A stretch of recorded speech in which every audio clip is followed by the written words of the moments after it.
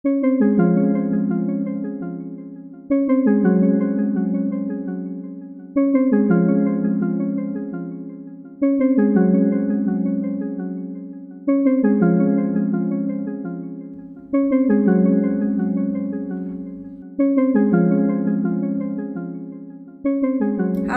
my name is Marie, aka Petite Marie NYC on all social media platforms. Welcome to my 600 square feet New York City apartment in Brooklyn. We first moved into this apartment March of 2020, right at the beginning of the pandemic, and I'm pretty sure I had COVID, but we didn't know what the hell was going on. We found this apartment on Street Easy, and it's so funny because when we saw it on Street Easy, we actually didn't believe it was real. We thought it was a scam. So I was actually in Florida, and the day I got back, I came to see this apartment because my partner was like, you have to go see it. So I came to see it, and it was beautiful. Our rent is $2,300 a month, and it's a 1-bedroom, 1-bathroom apartment, and the rent was just right. We saw apartments that were a little pricier than this, but definitely nothing like this. Everything is open other than the bedroom and the bathroom. Let's start this tour. We are on the top floor of the apartment. So when you enter our apartment, this is the door that you get through. This is the entrance. This is where we keep our shoes and our umbrellas. And then as you go up the stairs, we have more shoes, and that's where we hang our jackets. When you finally get up to the stairs, all the way up,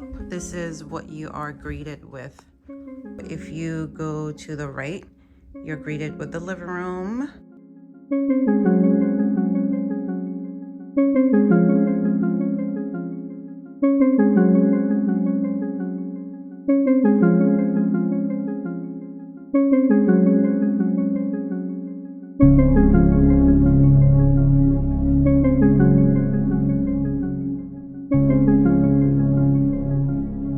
So this is the living room, and I would say the living room and the dining room are two areas that I really gave a lot of thought and effort to when it comes to interior designing. And I am not an interior designer. It was just like a lot of trial and error. I was going for more of a feeling than a look, and this is kind of the feeling that I get. And I really want the feeling of like being able to take a deep breath when you come out from the outside world. I want it to be an oasis where you can come in and just be at ease. And I feel like where it is right now definitely feels that way. I think having so many plants helps create that, and I like to work around the plants a lot. When I first started kind of playing with interior designing, I thrifted a lot of things. If you don't know what vibe you're going for, you don't really want to invest a lot of money in pieces that you don't know if you're going to like in a month or in a year. So going to thrift shops and like picking up different things and just playing with it in your apartment, seeing how it makes you feel, seeing if you like it, that kind of helps you figure out your style. So I would say that's the best way to go about finding out pieces you like and pieces you don't like. I also incorporate some fake plants in my apartment, fake plants and flowers. I think that when you incorporate fake flowers with real flowers, it's harder for people to tell, and even for myself to tell that they're fake. And I think it's a nice balance of having real plants and having fake plants so that you're not spending your entire weekend taking care of an entire ecosystem. So this is the back of the couch. Kind of use it as a storage space to kind of clear out the clutter. And under these books, this is all storage. So we have our Christmas decorations, our Christmas tree down there. We have a bunch of other things here like extra carpets. So this is where everything kind of goes. And yes, we do have to remove the books every time we take out our Christmas tree, unfortunately.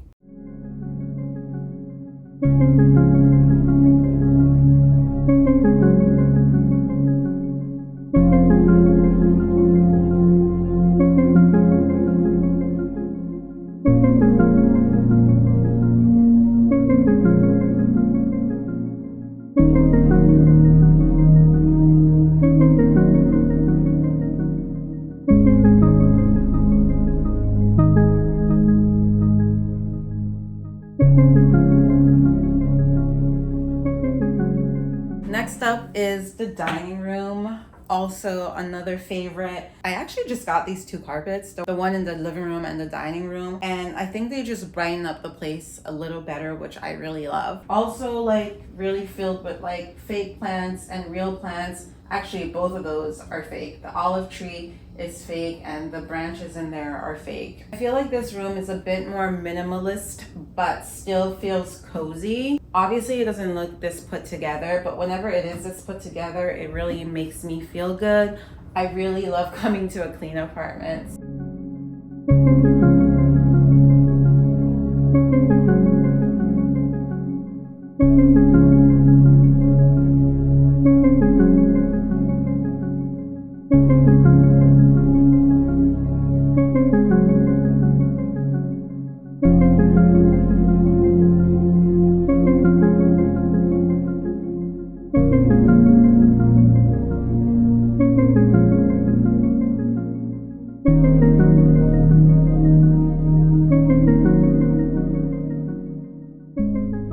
Next up is the kitchen. I really like this kitchen. Pretty spacious, I think, for a New York City apartment.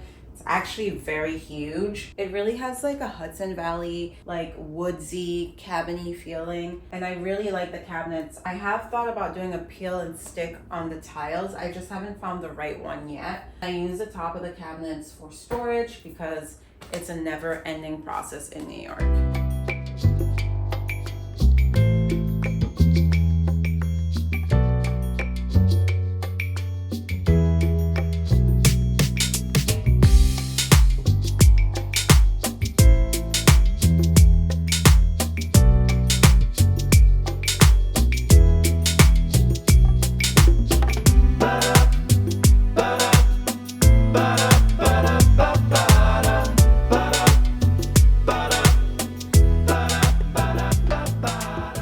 We actually got a room divider to put it alongside right here between the dining room and the living room, so I can kind of hang out in the living room whenever he's working. I just got it like 2 weeks ago and it's been amazing, and I can hang out in the living room and go as I please, which is nice because before that I would kind of just hang out in the bedroom, and that kind of got really annoying after 5 years of living in an apartment. Next up is the bathroom. To be completely honest, I have not done anything to the bathroom other than like putting up a curtain, which I actually hate right now. But I definitely have big plans for this bathroom, like painting the walls, changing a lot of the cosmetic stuff, which won't be too hard because my landlord used to be a contractor. So he's more than happy for me to do whatever I want, which is great. I really just want to bring kind of the vibe from the living room and the dining room to the bathroom. So that is my next big project.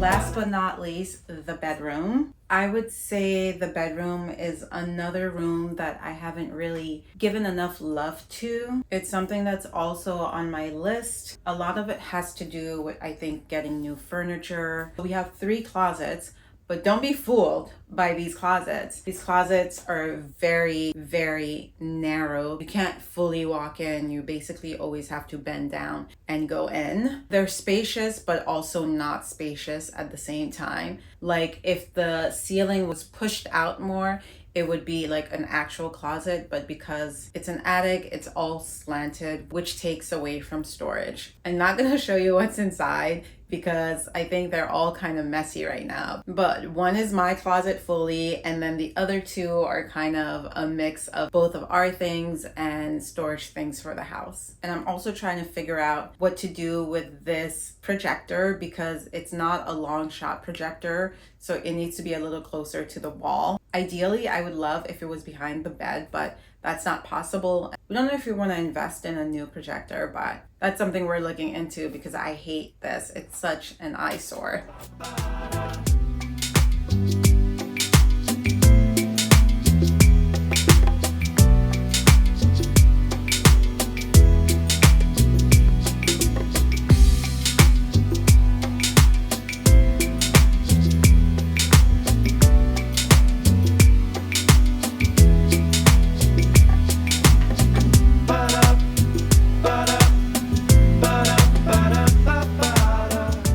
That is the end of my 600 square feet attic New York City apartment in Brooklyn. I hope you liked it. I hope it inspired you to make your space a bit more of an oasis for you, where you can just come in, take a deep breath, and let the worries of the world slide off your back. I'll definitely make sure to do another tour when I update the place a bit more, especially with the bathroom and the bedroom. Those are things on my to-do list. Don't forget to like, comment, subscribe if you're not a subscriber, and share with a friend if you want them to see a very cool, unique apartment in New York City. Thanks so much for hanging out with me, and I will see you later. Bye.